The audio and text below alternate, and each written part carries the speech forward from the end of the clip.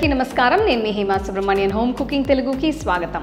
ఇడ్లీ, వడ, దోసలు లాంటి టిఫిన్లు మనం రోజు చేసుకుంటాం. కానీ వాటిని కొత్తగా అనిపించేట్టు చేసేది మాత్రం చట్నీలే. మనం వాటిని ఎంత డిఫరెంట్ గా చేస్తే టిఫిన్స్ అంత బోరు కొట్టకుండా ఉంటాయి. అందుకే నేను మీకు ఈ రోజు కొబ్బరి కొత్తిమీర చట్నీ అనే ఒక తేలికైన చట్నీ రెసిపీ చూపించబోతున్నాను. సో రండి, దీన్ని ఎలా చేయాలో ఇప్పుడు మనం చూద్దాం. కొబ్బరి కొత్తిమీర చట్నీ చేయడానికి కావాల్సిన పదార్థాలన్నీ నేను ఇక్కడ రెడీగా ఉంచాను. ఒక వెడల్పాంటి కడాయిలో 1 టేబుల్ స్పూన్ అంత నూనె వేస్తున్నాను. ఇందులో 1 టీ స్పూన్ పచ్చిశనగపప్పు, 2 టీ స్పూన్లు మినపప్పు వేసి వేయించాలి.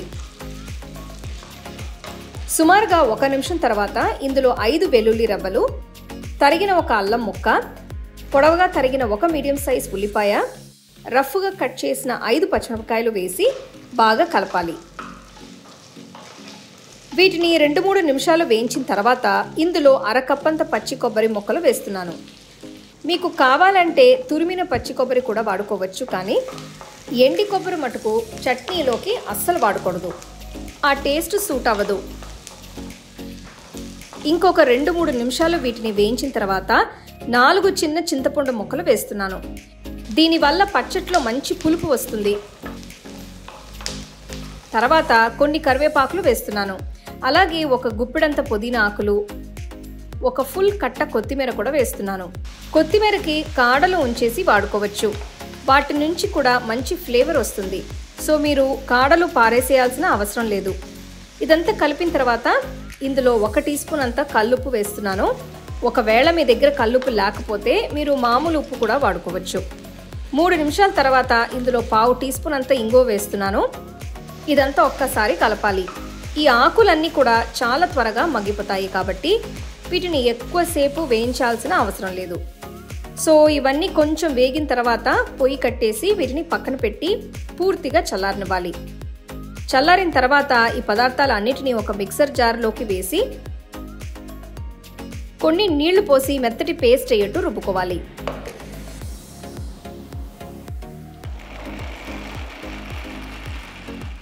ఇది మరీ గట్టిగా ఉంటే ఇంకొన్ని నీళ్లు పోసి మనకి కావాల్సిన కన్సిస్టెన్సీ వచ్చేట్టు రుబ్బుకోవచ్చు. చూస్తున్నారు కదా చట్నీ ఎంత కలర్ఫుల్గా ఉందో. మీకు కావాలంటే దీన్ని ఇంకాస్త పల్సగా కూడా చేసుకోవచ్చు. అది కంప్లీట్గా మీ ఇష్టం. ఇప్పుడు ఈ చట్నీకి తాలింపు కోసం ఒక చిన్న తాలింపు గిన్నెలో 2 టీ స్పూన్ల నూనె వేస్తున్నాను. ఇందులో 1/2 టీ స్పూన్ మినపప్పు, 1/2 టీ స్పూన్ ఆవాలు, 1/2 టీ స్పూన్ జీలకర్ర వేసి బాగా కలపాలి.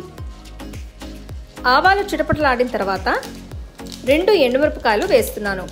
పొయ్యి కట్టేసి వెంటనే ఇందులో 1/2 టీ స్పూన్ అంత ఇంగువ, అలానే కొన్ని కరివేపాకులు కూడా వేయాలి. ఈ తయారైన తాలింపుని చట్నీలో వేసి కలుపుకోవచ్చు. అంతే, ఎంతో రుచిగా ఉండే కొబ్బరి కొత్తిమీర చట్నీ తయారైనట్టే. ఇది మీరు రెగ్యులర్గా తినే ఇడ్లీ, దోసలకి భలే రుచిగా ఉంటుంది. డిస్క్రిప్షన్లో నేను వేరే చట్నీలకి కూడా లింక్స్ ఇస్తాను, అవి కూడా మీరు చూడొచ్చు.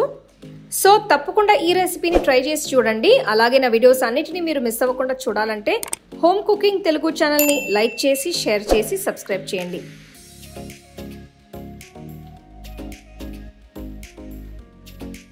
The second edition of our home cooking book is now available on our website 21frames.in.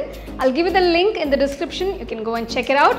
The book is currently available only in India for now, so you can place your orders on 21frames.in.